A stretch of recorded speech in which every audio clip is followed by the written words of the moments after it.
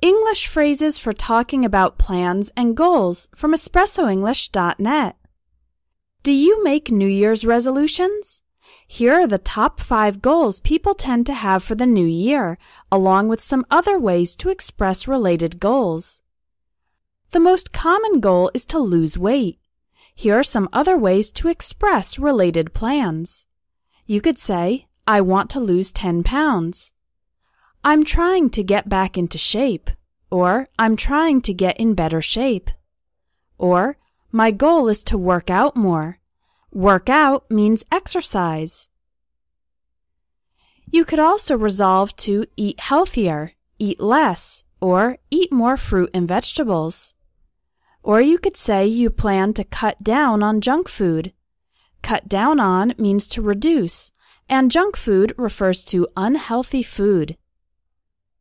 The second most common New Year's resolution is to get organized. Here are some other ways to say it. I want to manage my time better. My goal is to stop procrastinating or stop putting things off. Both procrastinating and putting things off refer to delaying your tasks and responsibilities. You could also say you'd like to be more punctual. Someone who is punctual arrives on time. Another way to express this is to say you hope to stick to your schedule. To stick to something means to follow it or accompany it closely. Finally, you might have a goal of having a better work-life balance. This means you avoid working too much. Another common goal is to spend less money and save more money. You could say you want to save up for something like a new car, a house, or a trip. A related goal is to get out of debt or pay off debt. The word debt refers to money you owe and need to pay back. 2 common types of debts are student loans, which is money you borrow to pay for your education, and a mortgage, which is money you borrow to pay for your house. So one of your goals might be to pay off my student loans or pay off my mortgage. A great goal is to make a budget and stick to it. A budget is a specific plan for spending money in various areas. And again, sticking to something means to follow the plan, to accompany it. If you have some bad habits, one of your goals this year might be to quit smoking or quit drinking. Other ways to say this are kick the smoking habit. Kick, in this case, is an informal way to say stop or get rid of. You might resolve to drink in moderation. That means you drink a regular, normal amount, not too much. Or you might want to lay off the alcohol.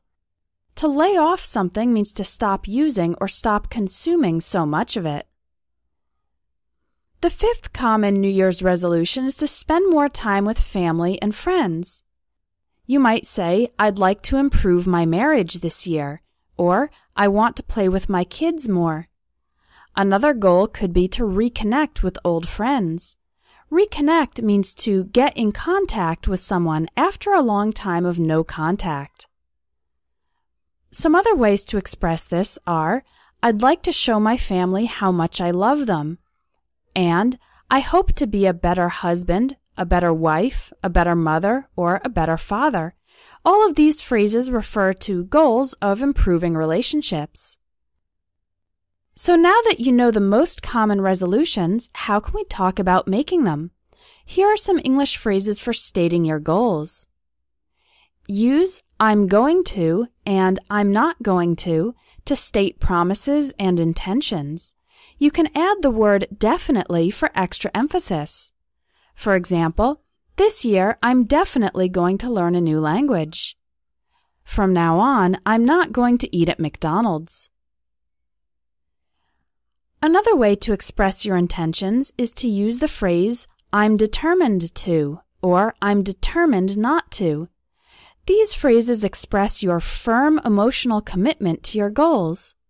For example, I'm determined to eat healthier in 2016. Or, I'm determined not to lose my temper with my kids. To lose your temper means to explode in anger. Use the phrases I'm planning to and I'm planning on for plans that are more definite. You've already taken some steps to make them happen. For example, I'm planning to travel to Hawaii this September. We're planning on buying a house within the next 12 months. Note that after planning to, we use the base form, planning to travel. But after planning on, we use the ing form, planning on buying. Use the phrases I hope to and I'd like to for things you want, but there's a little less certainty that they will happen. For example, I hope to get into graduate school this year. I'd like to find a better paying job as soon as possible.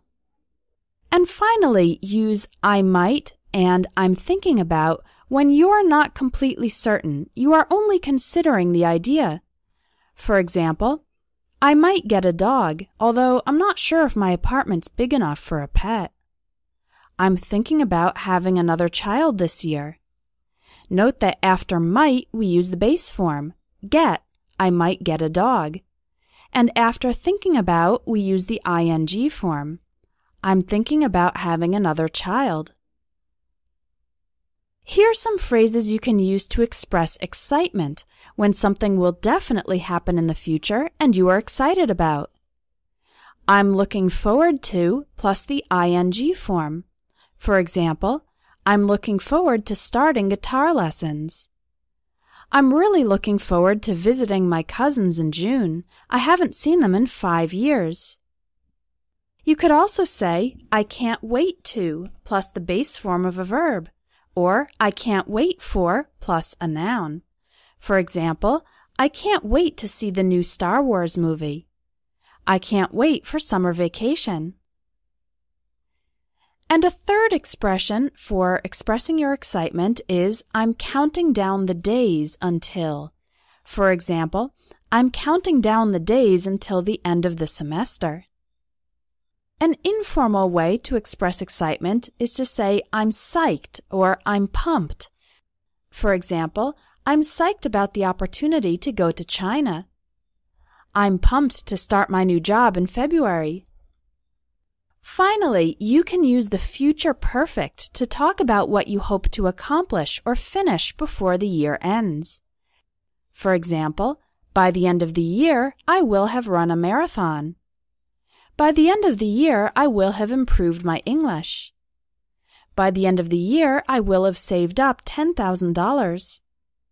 By the end of the year, I will have gotten a promotion. The structure is will plus have plus the past participle. I will have gotten a promotion. When speaking fast, will have sounds like will've. I will have gotten a promotion. If one of your goals this year is to improve your speaking, check out my most popular course at Espresso English. It's the Everyday English Speaking course, which will teach you English for daily life, social English, and functional English. It's a very practical course based on real-life situations.